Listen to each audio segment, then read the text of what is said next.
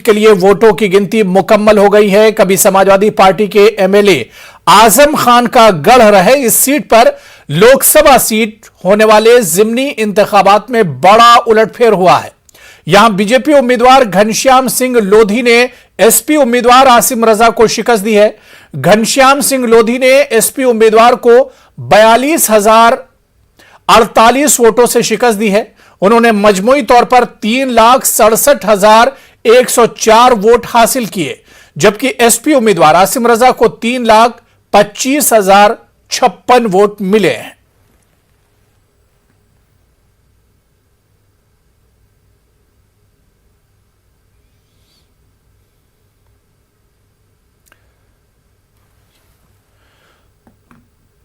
तो आपको बता दें कि रामपुर और आजमगढ़ दोनों सीटों पर शिकस्त का सामना करना पड़ा है समाजवादी पार्टी उम्मीदवार को, क्योंकि समाजवादी पार्टी के लिए यह हार इस वजह से भी बड़ी हार हो जाती है क्योंकि यह समाजवादी पार्टी का गढ़ रहा है और समाजवादी पार्टी की रिवायती सीट मानी जाती है। आजमगढ़ से कभी मुलायम सिंह यादव यहां से चुनाव जीत कर आए थे और उसके बाद अब इसी आजमगढ़ में समाजवादी पार्टी को हार का सामना करना पड़ा। पिछले असेंबली इंतखाबात में भी आजमगढ़ की समाजवादी पार्टी की जो कारकर्दगी थी बहुत शानदार रही थी। इसी तरह से रामपुर की अगर बात करें तो रामपुर भी समाजवादी पार्टी का गढ़ माना जाता है, क्योंकि यह आजमगढ़ का आजम खान का आबाई इलाका माना जाता है, उनका हल्का माना जाता है और यहां से समाजवादी पार्टी को शिकस्त का सामना करना पड़ा है। हालांकि यह पहले सीट आजम खान के ही पास थी और उन्होंने यह सीट